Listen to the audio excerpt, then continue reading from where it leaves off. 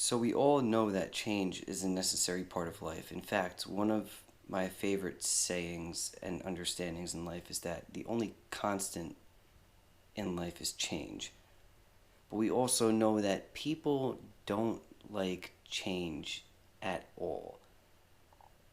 And that leads to Law 45 of the 48 Laws of Power, which is to preach the need for change, but don't reform too much at once. So I'm not going to lie, this one is pretty fitting considering what's happening this week because we sort of see this all the time. Politicians will preach the need for change and they will promise change, but at the end of the day, not much really does. Like some does, but everything that they say out of all of that, maybe 10% of it actually gets done. And you could chalk that up to a lot of things, but I believe a decent amount of it is the fact that those politicians understand this law. Like I said before, we all know that change is necessary, but at the same time, we don't like change. Whether it's good or bad, it it makes us come out of our comfort zones and have to change the way we do things, no pun intended. So, with that in mind, imagine what would happen if you changed too much at one time. People are already uncomfortable with change. Whether or not they know that it's necessary or understand that it's necessary, imagine just changing a bunch of things that it would take people way out of their comfort zones and they'd be really uncomfortable and it would cause issues.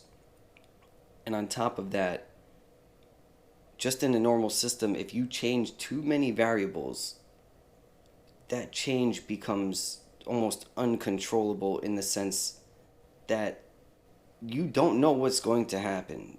Too many things are going to happen. It becomes way more unpredictable what can go wrong and will go wrong if you change too many things at once. And that's why even in scientific studies, they change one variable a little bit, see what happens, and go from there because then they could actually measure what's happening, how to correct it. But if they change too much, then they don't know what change that they made caused what change that happened in the study or in the experiment, and it makes it really hard to determine exactly what happened. So going back to people with said change, it can have devastating consequences for the person that's doing the change.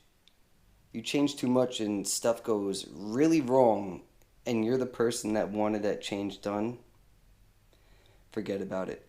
Best case scenario is you will lose your credibility and your power. Worst case scenario is you end up in a cell or having your head departed from your body. Like I said before, that doesn't really happen too much anymore, but you never know, and you get my point.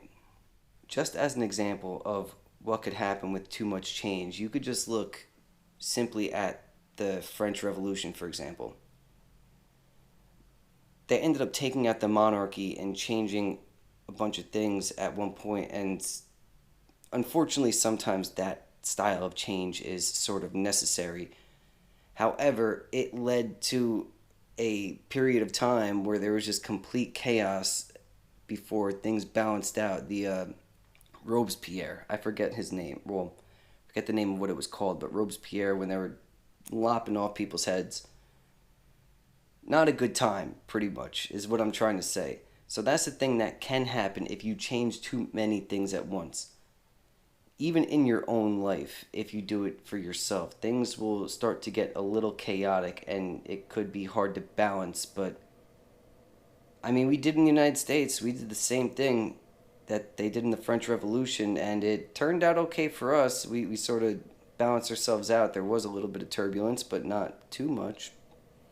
It is what it is. But going back to doing changes for yourself, because that's where I feel like you could get the most value out of this, because None of us at the end of the day are really likely to run countries or do anything like that. It is best to change things in your life slow and be methodical about it so that there's a slow, gradual progression from the thing and the experience that you don't want to the experience that you do.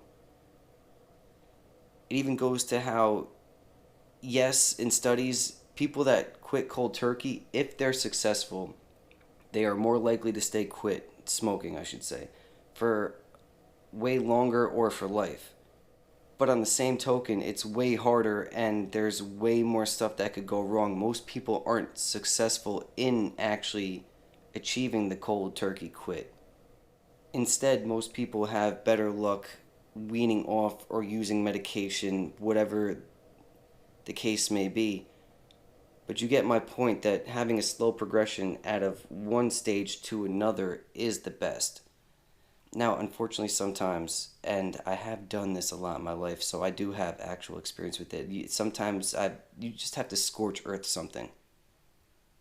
Something so messed up, you have to change a bunch of things at once. You have to scorch earth, you have to get out of there. And I will agree with this law that chaos can and will ensue. Obviously, I'm still here, sitting here talking to you, so like it wasn't terribly that bad, but some crazy things have happened in my life in the transitions that I've had in my life. And I've literally scorched earth. And I've done it the other way too, where it's slow progression and it's smoother. It just takes way more time. That's the only problem with that.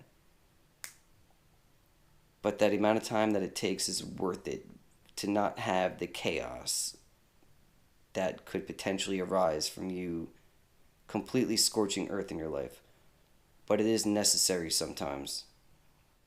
With that being said, I think that's all I really have to say for today. If you don't know me, my name is Brendan. This is The Lost Tribe. This is my 48 Laws of Power series. If you like the content, consider hitting that like button. Leave a comment down below what you think about this video, this law, whatever. And if you made it this far, hit that subscribe button because clearly you like the content. Once again, Brendan, Lost Tribe, peace out.